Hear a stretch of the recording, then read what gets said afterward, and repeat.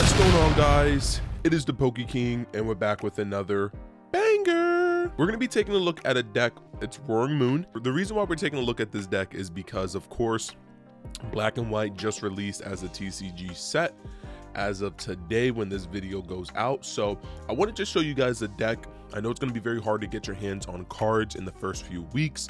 Of course, you have to fight through scalpers, people reselling, people just hoarding up product. So it's going to be hard to kind of get some cards that are playable if you want to play some of the new Black and White cards. So what I decided was, let's take a look at a deck that pretty much doesn't really add anything from the new set. Let's get into the deck profile, y'all. Okay, so first up, we're going to be playing two of the Big Daddy Roaring Moon EX. This card is amazing. 230 HP, big basic.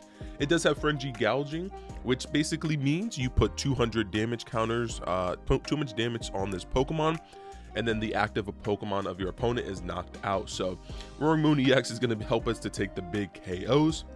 What's amazing with this card too as well, really good against Gardevoir with Calamity Storm, 100 damage, and then it does an additional 120 if you discard a stadium. So this Roaring Moon EX, of course, is the big hitter and allows you to take care of some of the more nuisance like stage 2 Pokemon like the Blaziken EX, Pidgeot EX, Dragapult, Charizard, etc. We're playing two of the Petron. If you guys don't know what this card does, in between turns, you put an additional 5 damage counters in between Pokemon checkup when a Pokemon is poisoned. So we're playing two of the Petron, and then you're going to be playing two of the Brute Bonnet. This is the combo that allows you to pretty much beat your opponent before they ever get a turn. The goal of this deck is to turbo through the hand and to go first. Use Brute Bonnet when you attach a an ancient booster energy capsule to this Pokemon. So while it has the attachment of that capsule, you can then make both active Pokemon poison.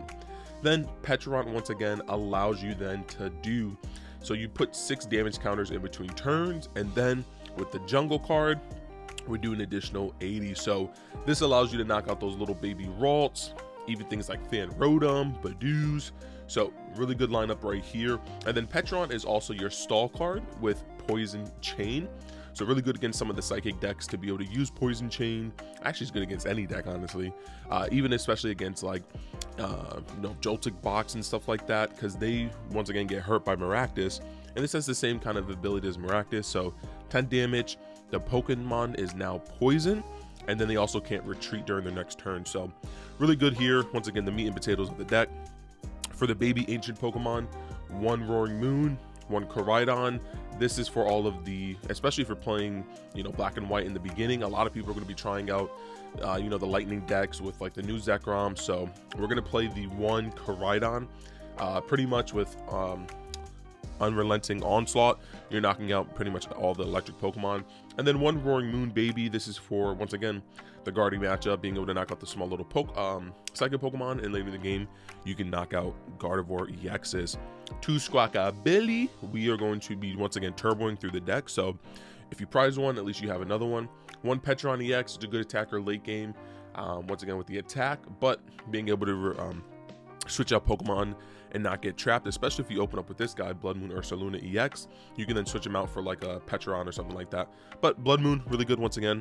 Smacks up on the Joltik Box decks, even the Raging Bolt decks. The best draw support Pokemon in the game, 1 Pheasant Skippity EX. We play 1 Mew EX. Even with the energy switches, you can actually attack with Genome Hacking. So Mew EX, really good as well. And then to round it off, we're playing 1 Latias EX. So that was all the Pokemon we play. All right, so for supporters, we're going to be playing 4 Professor Sada's Vitality. Once again, if you're playing an Ancient Box deck, you're going to be playing 4 Professor Vitality. So draw support, energy acceleration. We're playing 4 Carmine. The goal, once again, is we want to open up with a Carmine, turbo out, discard the hand, draw 5, hit that Squawkabilly, draw another discard, draw another 6. So this is how we're going to turbo through the deck in the beginning when you're going first, because Carmine is one of the few supporters that you can use when you're going first. 1 Iono, once again, just a really good supporter in the deck. I would love 2 of these for late game, but once again, you only have really room for 1. And then 1 Boss's Order, being able to once again choose whichever Pokemon you want. For consistency, we're playing 4 Ultra Ball, once again keeping this very consistent. And then we're also going to be playing 3 Nest Ball. This is one of the cards that I kind of had to cut down in the list because I wanted to make room for, once again, the Roaring Moon in the list. So we're playing the 3 Nest Ball. 3 Pokemon Catcher, you have it right there. 3 energy switches, once again being able to switch in through the energy is really nice. This is how you're able to attack with the Roaring Moon a little bit faster. And then we're going to be playing 2 Earthen Vessel. Once again, you could play 3, but for consistency wise, we're playing 2. 2 Night Stretchers, really good for getting back things like the Petcheron, looping back Pheasant Skippities, you know, all that jazzy stuff. 1 Pokegear, searching for, once again, that Carmine or Sawdust. 1 Super Rod, you turbo through the deck so much, sometimes you may discard in that opening hand Pokemon you need or energy, so Super Rod to get it back. Same thing, Palpad, you know, if you're discarding, you know, Sawdust and stuff like that, you got to get them back. Secret Box, it's the only A-Spec you should ever play for this deck. Gets you everything you need, the capsules, maybe a Nest Ball to then get like the Broop on it, then get the Stadium, so really, really good. Energy, Ancient Booster Energy Capsule. What's beautiful with this is when you do attach this to the Roaring Moon EX, let's say you are Calamity Storm, you know, discarding a Stadium, doing 220, with the Pokemon then being poisoned, it'll do 230, so it knocks out things like Iron Hand, stuff like that.